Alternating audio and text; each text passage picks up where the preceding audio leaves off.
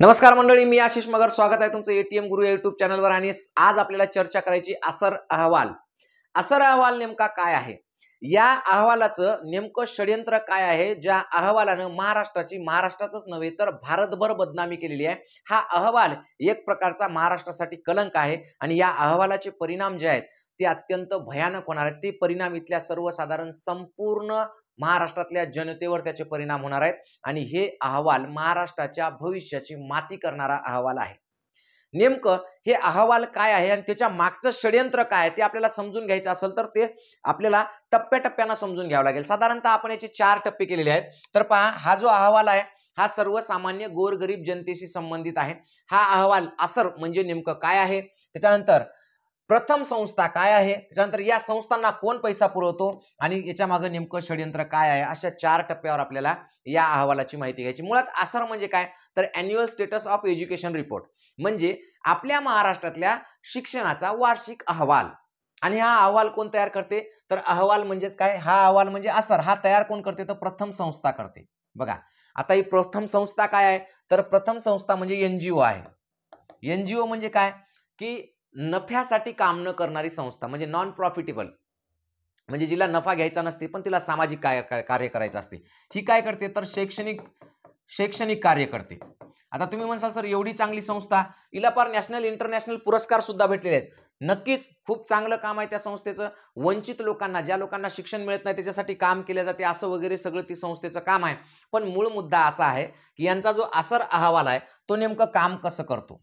आता या एनजीओला फंडिंग कुठून होते, हे तर मी लय काही फारसं सांगत नाही, पण ही फंडिंग जी आहे ती मोठमोठ्या लोकांकडून होते. मोठमोठे म्हणजे आपल्या भारतातले मोठे लोक म्हणजे कोण असतात, की अदानी, अंबानी, मग टाटा किंवा हे असे वगैरे वगैरे वगैरे सगळे जे मोठमोठे लोक त्याच्याकडूनच होते असं म्हणणं, पण अशा मोठ्या लोकांकडून होते.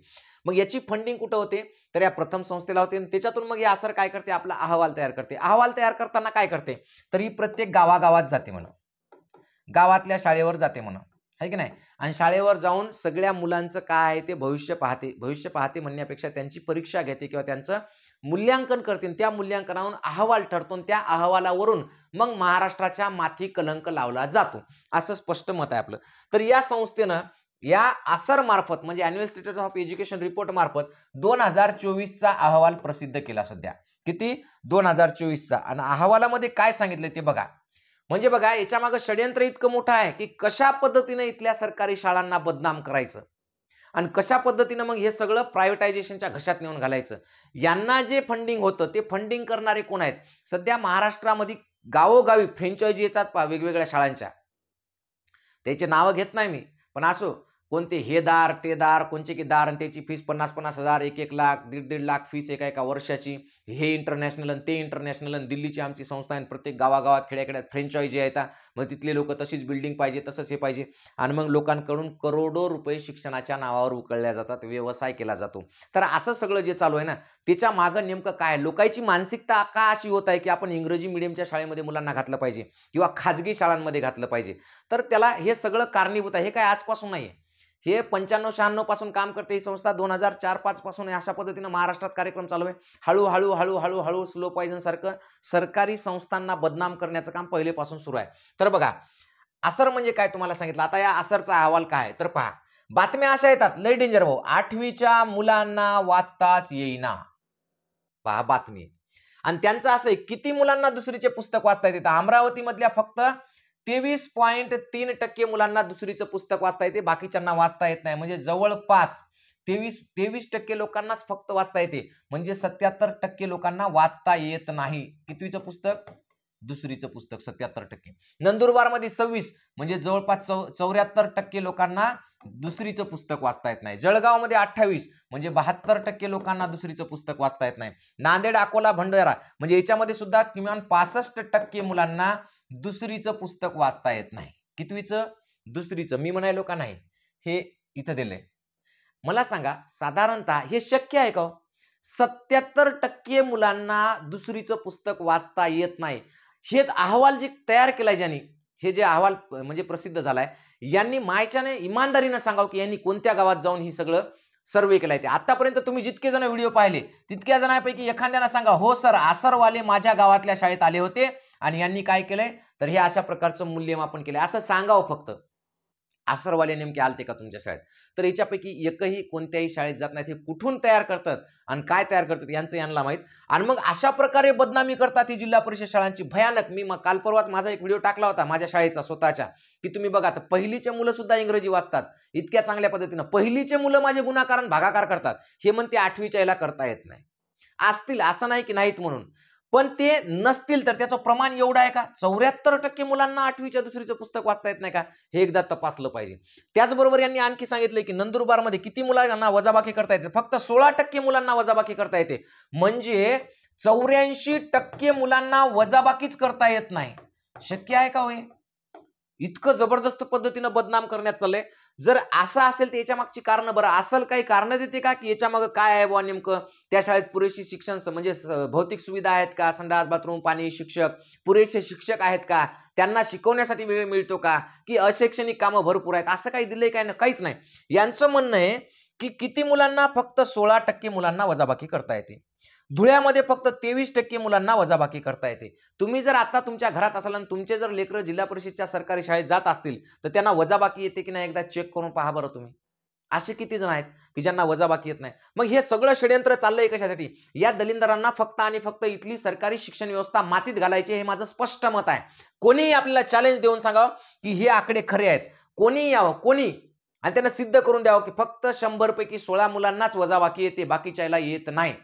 त्यांनी सिद्ध करून दाखवा.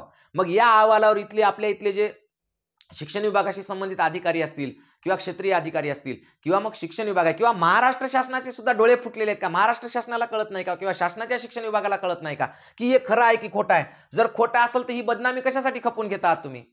म्हणजे ही बदनामी करायची आणि मग इथल्या मास्तरला दोष देऊन मोकळं व्हायचं. सगळं कोणामुळे झालं? तर इथल्या मास्तरमुळे, इथल्या शिक्षकामुळे झालं. हे शिक्षकच असे आहेत. म्हणजे शिक्षकांना बदनाम करणे, शिक्षकांच्या माध्यमातून शाळांना बदनाम करणे आणि मग ह्या शाळा बंद पाडायच्या आणि मग तुमच्या इकडे येतात ते मग त्या प्रायव्हेट स्कूल 50-50 हजार 1-1 लाख फीसवाल्या. लाजा वाटायला पाहिजे यांना अशा मोठमोठ्या बातम्या देऊन पेपरला बातम्या लावल्यात. या पेपरवाल्याची काय चूक आहे? काहीच नाही. जे अहवाल त्यांनी दिला तो प्रसिद्ध केला, पण ह्या अहवालाचं व्हेरिफिकेशन व्हायला पाहिजे ना. एकीकडे सरकारी यंत्रणा असताना, सरकार दरवर्षी परीक्षा घेत असताना, सरकारकडे मूल्यमापन स्वतःचं मूल्यमापन करण्याची यंत्रणा असताना, सरकारची मूल्यमापन व्यवस्था आणि ह्याची मूल्यमापन व्यवस्था या दोघांमध्ये काही ताळमेळ तर असला पाहिजे. 5-10% 2-4% 5% फरक पडेल.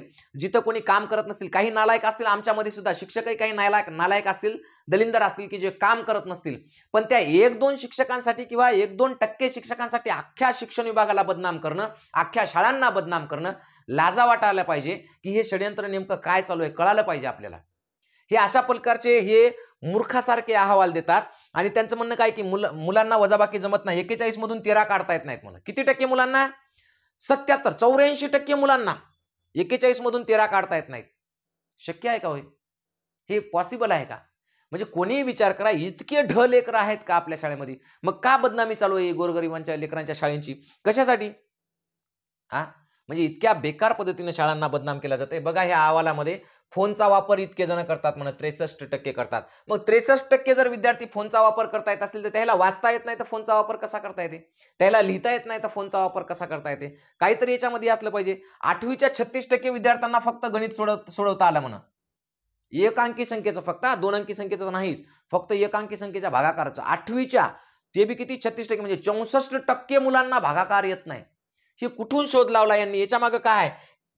याच्या मागे एकच आहे, फक्त आणि फक्त खाजगीकरण. काय आहे? खाजगीकरण. सगळ्या खाजगी शाळांना मोठं करणं, त्यांच्या फ्रँचायझींना मोठं करणं, कारण शिक्षणावरचा खर्च जो आहे दिवसेंदिवस कमी होत आहे. आताच आपल्या इथं काय झालं तर ते मार्च महिन्यामध्ये आपलं ते असते ना वार्षिक अंदाजपत्रक, तर या अंदाजपत्रकानुसार शिक्षणावरचा खर्च 6% व्हायला हवा. किती टक्के? 6%. शिक्षणावर शासनाचा 6%, हा झालाय 2%च्या आसपास. मग 2% म्हणजे हा 4% कमी झाला. याच्यावर असरचा अहवाल काहीच सांगत नाही. शाळेमध्ये शिक्षकांना BLO सारखे कामं असतात, खिचडी शिजवण्यासारखे कामं असतात. शाळेमध्ये शिक्षकांना रोजच्या रोज लिंक भरावं लागते, फोटो पाठवावं लागतात. रोजच्या रोज तुमच्या शासनाच्या जेवढ्या योजना आहेत तेवढ्या सगळ्या योजना राबवून घेण्यासाठी केवळ आणि केवळ फक्त शिक्षक आहे. शिक्षक हा आता शिक्षक राहिला नसून केवळ सरकारचा सांगितलं ते काम करणारा सांगकाम्या कर्मचारी झालेला आहे. याच्यावर असरच्या तोंडात माती पडलेली आहे. याच्यावर असर बोलत नाही. शिक्षकांना किती तास काम करायला भेटतं शाळेवर, किती तास ऑनलाईन काम करावं लागतात, किती तास शासनाची कामं करावं लागतात. ते BLO वाल्याला तर 24 घंटे तेच काम आहे. ह्यात ते रोजच्या रोज फॉर्म भर दुरुस्त करा, सगळे शाळेच्या टायमात येतात.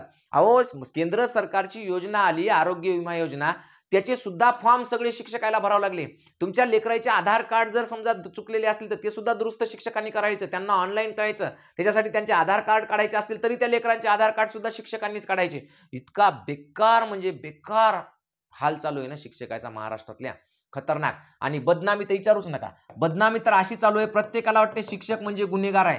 तो रात्रंदिवस एक करून शिकवण्याचा प्रयत्न करतो. 4-2 शिक्षक जे असतील ना, की जे कामात टंगळमंगळ करत असतील, तर अशा नालायकांना, हे जे असतील 5% असतील, 10% असतील, तर अशावर तुम्ही डायरेक्ट कारवाई करा, त्यांना बडतर्फ करून टाका ना. पण त्याला आधी शिकवण्यासाठी तर वेळ द्या, त्याला शिकवू तर द्या, त्याला 6 तास शिकवण्याचं काम द्या आणि मग त्याला त्याच्यावर तुम्ही कारवाई करा ना. अरे एकतर खेड्यापाड्यामध्ये रोजगार उपलब्ध नाही. खेड्यापाड्यातली मुलं, ऊसतोड कामगाराची मुलं त्या ऊसतोड कामगारासोबत गावाला जातात. कधी कधी घरामध्ये कोणीच नसतं, लहान लेकरं असतात, त्यांना सांभाळायला म्हणजे एकतर गैरहजेरी मोठ्या प्रमाणात, एकतर खेड्यापाड्यामध्ये रोजगार उपलब्ध नाही, एकतर गोरगरिबांना शिकण्यासाठी किंवा शिकवायला लेकरं पाठवण्यासाठी काहीच नाही, म्हणजे कोणत्याही सुविधा नाही, काहीच नाही. आणि त्यातल्या त्यात हे असे अहवाल येतात. आणि मग हळूच असा अहवाल आला की मग त्या तालुक्यामध्ये एक मोठीच्या मोठी बिल्डिंग असलेली प्रायव्हेट शाळा उभी राहते आणि मग लोक घर दार किडण्यासहित इकून त्या लेकराला त्या प्रायव्हेट शाळेमध्ये टाकतात. म्हणजे हे महाराष्ट्रासाठी कलंक आहे असरचा अहवाल. असं म्हणत नाही की त्यांचं काम वाईट आहे, पण त्यांनी ज्या पद्धतीने अहवाल दाखवलाय ते अहवाल चुकीचा आहे. त्यांनी दोन्ही बाजू दाखवायला पाहिजे. जर त्यांनी दाखवलंय ना रिझल्ट कमी आहे, तर रिझल्ट कमी असण्याची कारण सुद्धा दाखवायला पाहिजे होती की रिझल्ट का कमी आहे, कोणत्या शाळेतला कमी आहे, तिथं काय काय सुविधा उपलब्ध आहेत. तुम्ही फक्त आणि फक्त शिक्षकाच्या माथीमागे सगळं मारणार आणि इथल्या गव्हर्नमेंट शाळा ज्या आहेत त्यांना बदनाम करणार आणि बदनाम करून काय करणार, प्रायव्हेटायझेशन करणार, त्या शाळा बंद करणार, तिथं खाजगी संस्थेला देणार ते सगळं.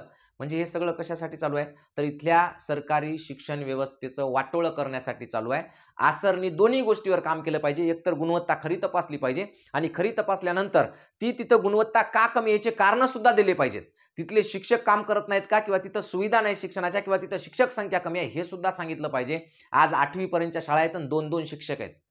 ते कसे शिकवत आहेत, 2-2 शिक्षक 8वी पर्यंतच्या शाळांना, किंवा 5वी पर्यंतची शाळा आहे 2 शिक्षक आहेत, ते कसे शिकवत आहेत हे त्यांना माहित आहे. एवढे सगळे कामं करून सुद्धा तरी अशा पद्धतीनं जर हे सगळं चालू असेल तर हे अत्यंत अवघड आहे. महाराष्ट्रातल्या जनतेने सुद्धा या बाबतीत सरकारला विचारलं पाहिजे की हे सगळं काय चालू आहे. आणि हे जर अहवाल खोटा असेल तर महाराष्ट्राची बदनामी थांबवली पाहिजे, कारण महाराष्ट्राची खूप मोठ्या प्रमाणात याच्यात बदनामी होत आहे. एवढ्या चांगल्या शाळा असून सरकारी शाळांमध्ये एवढे शिक्षक मेहनत घेत आहेत, तरी काही लोकांना असं वाटतं की हे बरेच आहे, शिक्षकाला लय पगार आहे, 10,000 करतो आम्ही, 5,000 करतो, तर काय हाल होतील ते तुमचं तुम्ही पाहून घ्या. मानसिकता तुमची तशी असेल तर. पण याच्याही पुढे जाऊन आणखी एक महत्त्वाची गोष्ट सांगतो की जर तुमचे लेकरं बाळ आता 3री 4थी 5वीला असतील आणि तुम्हाला असं वाटत असेल की त्यांना आणखी चांगलं घर बसल्या काहीतरी शिकवा बाबा चांगलं, तर आपल्याकडे नवोदय 2026 ची बॅच आहे. पैसे नाहीत बरं का, फ्री आहे बरं का. पुन्हा म्हणसा सर तुम्ही हे शिकवायले पुन्हा पैसे बी, तर पैसे नाही, ही गोरगरिबाईसाठीची फ्रीची बॅच आहे, तुम्ही ही घेऊ शकता. ATM गुरुजी नावाचं आपलं ॲप आहे, प्ले स्टोअरला जर तुम्ही गेले तर ATM गुरुजी म्हणून ॲप आहे, त्या ATM गुरुजी नावाच्या ॲपवर तुम्ही ही बॅच घेऊ शकता. रोज संध्याकाळी आपण संपूर्ण महाराष्ट्रातल्या लेकरांसाठी फ्री शिकवत असतो, आहे की नाही. तर ही बॅच तुम्ही घ्या आणि आपले ATM गुरु चॅनल आहे त्याला सबस्क्राईब करा आणि रोजच्या रोज आपले व्हिडिओ लाईक करा, शेअर करा. एवढंच तुम्हाला बोलतो आणि थांबतो. जय हिंद, जय महाराष्ट्र.